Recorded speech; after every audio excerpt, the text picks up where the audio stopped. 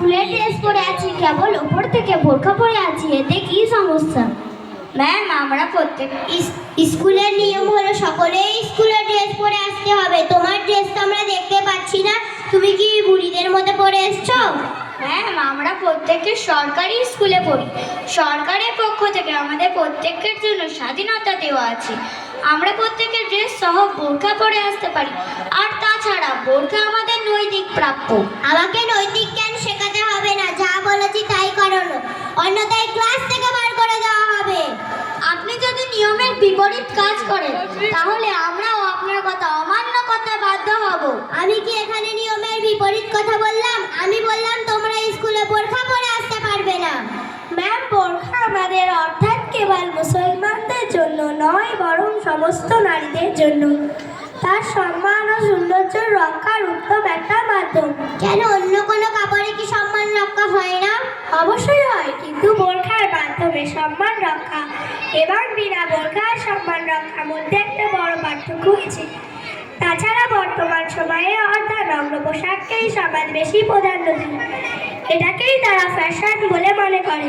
হ্যাঁ, এটাই বাস্তব ফ্যাশন পোশাকই তো চলছে। তাছাড়া বোরখা পরে মানে এখন পশ্চাৎ যুগের কালচার বলে মনে করা হয়।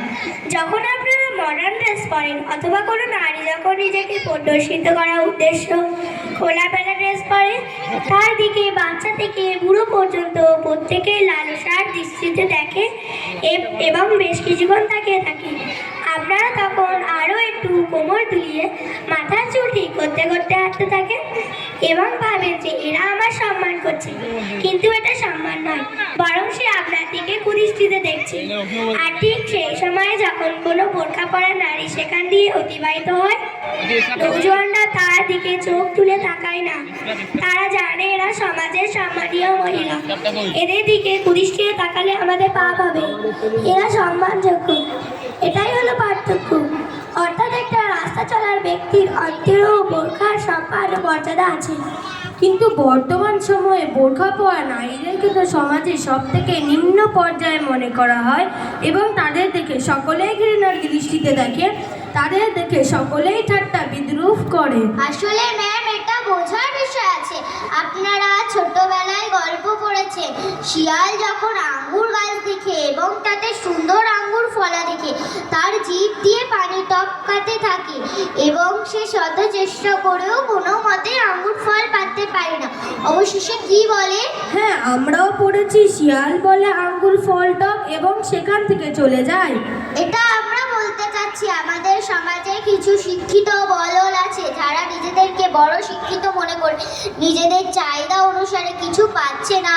তারা চায় নারীদের দিকে ফেলিয়ে তাকিয়ে থাকবে, কিন্তু মুসলিম নারীদের ক্ষেত্রে সেটা করতে পারে না। তাই আমাদের মুসলিম মায়েদের সম্মান বোরখাকে বদনাম করা হয়েছে।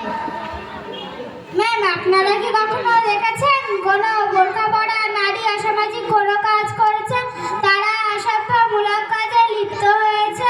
আসলে আমাদেরকে ব্যবহার করা হচ্ছে। আমাদের সমাজে কিছু নিয়ম এমন তৈরি করা হয়েছে, মেয়েরা কোনো রেস্টুরেন্ট, কলেজ, ইউনিভার্সিটি, পার্টি ইত্যাদিতে বোরখা পরে যেতে পারবে না। তারা নারীদের সৌন্দর্য উপভোগ করতে চায়, তারা চায় নারীরা বস্ত্রবিহীন হয়ে ঘোরাফেরা করুক। এটা তো এক প্রকার পাশ্চাত্য যুগের দুর্নীতি আমাদের সমাজে বিস্তার লাভ করছে, আর আমরা এটাকেই ফ্যাশন ও মডার্ন মনে করছি। ম্যাম, আপনি তো একজন নারী, আপনি কিভাবে নারীদের অবসংস্কার ড্রেস পরে আসতে বলেন? হ্যাঁ, এই কথাটা তোমরা বাস্তব বলেছো। যে সমস্ত নারীরা বোরখা পরে তাদের ভদ্রতা এবং শালীনতা অন্যান্য ব্যবহার আচার করে সকলের থেকে ভালো হয়। তোমরা পর্দার বিষয় বেশ যুক্তি দ্বারা তুলে ধরেছো, তবে কোরআন ও হাদিসের বিধানগুলো কেমন আছে? জি ম্যাম, বিশ্ববাসীর হেদায়েতের কুমুত আল কোরআন সূরা আহজাব আয়াত নাম্বার 33-এর মধ্যে আল্লাহ তাআলা বলেন, ওয়াকারনা ফি বুয়ুতিকুন্না ওয়ালা তাবাররাজনা তাবাররুজাল জাহিলিয়াতিল উলা। তোমরা বাড়ির ভিতরে অবস্থান করো এবং মূর্খতার যুগের মতো নিজেদেরকে প্রদর্শন করো না। আল্লাহ তাআলা আরও বলেন সূরা নূর আয়াত নাম্বার 31-এর মধ্যে, ওয়াকুল্লিল মুমিনাতি ইয়াগদুদনা মিন আবসারিহিন্না ওয়া ইয়াহফাজনা ফুরুজাহুন্না ওয়া লা ইউবদিনা যিনাতাহুন্না ইল্লা মা যাহারা মিনহা ওয়া লিয়াদরিবনা বিখুমুরিহিন্না আলা জুহুবিহিন্না ওয়া লা ইউবদিনা ইউদিনা যিনাতাহুন্না। ইমানদার নারীদেরকে বলুন তারা যেন তাদের দৃষ্টিকে নত রাখে এবং তাদের যৌন অঙ্গকে হেফাজত করে, তারা যা সাধারণত প্রকাশ পায়। তাছাড়া তাদের সৌন্দর্যকে প্রদর্শন না করে এবং তারা যেন তাদের কন্যাকে বক্ষে ফেলে রাখে। বাস্তবে তুমি খুব সুন্দরভাবে পর্দার গুরুত্বকে আমাদের সামনে তুলে ধরলে। আমি একজন মুসলিম নারী হয়েও চাকরির লোভে শরিয়াতের বিধি নিষেধকে ভুলিয়ে বসেছিলাম। তোমার অনেক ধন্যবাদ। আমাদের ছাত্রী হিসাবে তুমি অনেক ধন্য।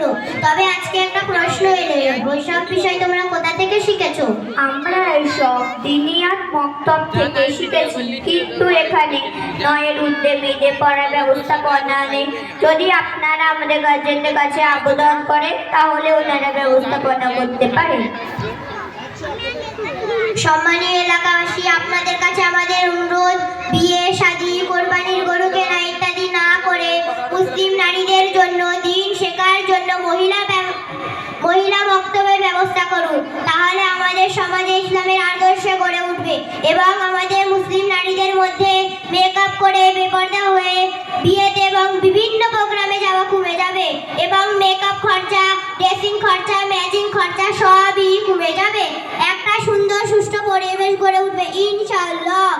আসসালামু আলাইকুম ওয়া রাহমাতুল্লাহি ওয়া বারাকাতুহু।